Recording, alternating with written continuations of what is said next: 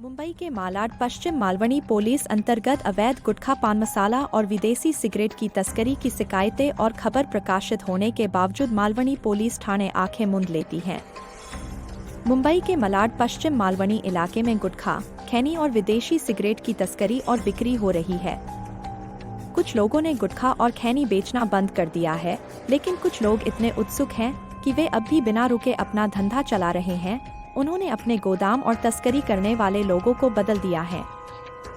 गौरतलब है कि पिछले महीने इस बारे में हमारे अखबार मुंबई फाइट्स बैक ने सोशल मीडिया पर इसके खिलाफ खबरें प्रकाशित की थी।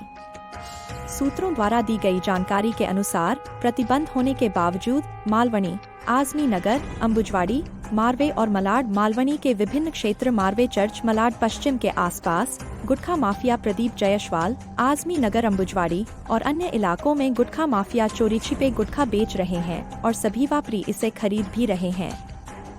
बड़े पैमाने पर इसकी तस्करी भी हो रही है। कुछ जगहों पर गुटखा और विदेशी सिगरेट खुलेआम बेचा जा रहा है।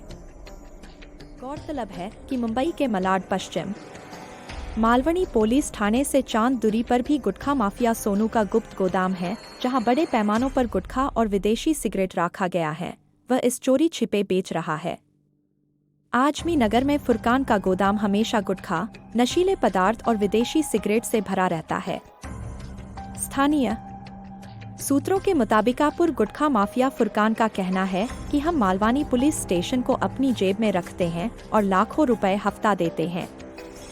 यहाँ तक कि कुछ पुलिस मुखबिरों का भी हमारे ऊपर संरक्षण है, उन पुलिस मुखबिरों को भी हफ्ता देते हैं।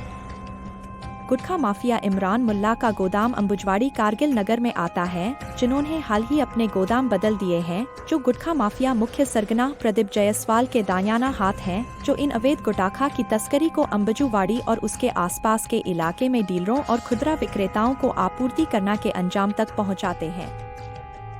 उनकी इसमें कोई रुचि नहीं दिखती। गौरतलब है कि कुछ महीने पहले ही हमारे समाचार पत्र ने इस विषय पर समाचार प्रकाशित की थी और लिखित में शिकायत भी दी थी उक्त गुटखा माफिया तस्करों के खिलाफ, परंतु अब तक मालवानी पुलिस स्टेशन ने कोई भी ठोस कार्रवाई की नहीं, क्योंकि मालवानी पुलिस स्टेशन का पूरा संरक्षण इन गुटखा माफियों को है। इन सब से यह स्पष्ट नहीं हो रहा है कि ये लोग बिना किसी रोकटोक के चोरी छिपे गुटखा और खैनी की तस्करी कर रहे हैं, जबकि यह कानूनन अपराध है। फिर भी ये लोग गुटखा और खैनी कैसे ला सकते हैं? इस गुटखा, खैनी तंबाकू से कैंसर जैसी बीमारियों का खतरा बढ़ सकता है। इसकी गंभीरता पर विचार किए बिना ही ये लोग बिना किसी रोकटोक के गुटखा और खैनी बेच रहे हैं। इससे बहुत नुकसान हो रहा है, क्योंकि युवा पीढ़ी इसका खूब सेवन कर रही है। कृपया ध्यान दें कि इससे जानमाल की हानि की संभावना से इनकार नहीं किया जा सकता। अन्यथा इनके गुटखा माफिया के खिलाफ शिकायत दर्ज कराते हैं तो ये लोग उन्हें धमकाते हैं, शिकायतकर्ता पर हमला करवाते हैं और उन पर झूठे मामले दर्ज करवाते हैं। साथ ही ये शिकायत करने वालों को पैसों का लालच देकर जबरन वसूली के झूठे मुकदमे दर्ज कराने की कोशिश करते हैं। इससे लोगों के मन में भय और आतंक का माहौल बन जाता है और वे लोग इनके खिलाफ शिकायत करने से डरते हैं।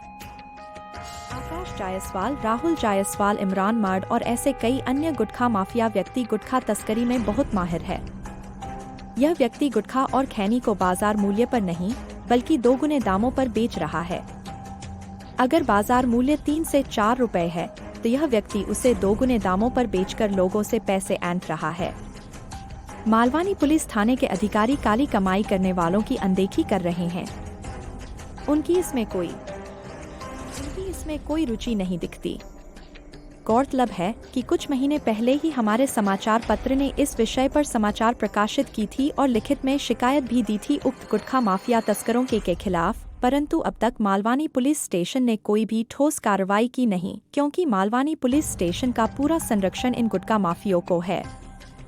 इन सब से यह स्पष्ट नहीं हो रहा है कि ये लोग बिना किसी रोकटोक के चोरी छिपे गुटखा और खैनी की तस्करी कर रहे हैं, जबकि यह कानूनन अपराध है। फिर भी ये लोग गुटखा और खैनी कैसे ला सकते हैं? इस गुटखा, खैनी तंबाकू से कैंसर जैसी बीमारियों का खतरा बढ़ सकता है। इसकी गंभीरता पर विचार किए बिना ही ये लोग बिना किसी रोकटोक के गुटखा और खैनी बेच रहे हैं। इससे बहुत नुकसान हो रहा है, क्योंकि युवा पीढ़ी इसका खूब सेवन कर रही है।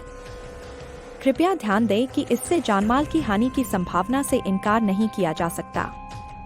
अन्यथा इनके गुटखा माफिया के खिलाफ शिकायत दर्ज कराते हैं तो ये लोग उन्हें धमकाते हैं, शिकायतकर्ता पर हमला करवाते हैं और उन पर झूठे मामले दर्ज करवाते हैं। साथ ही ये शिकायत करने वालों को पैसों का लालच देकर जबरन वसूली के झूठे मुकदमे दर्ज कराने की कोशिश करते हैं। इससे लोगों के मन में भय और आतंक का माहौल बन जाता है और वे लोग इनके खिलाफ शिकायत करने से डरते हैं।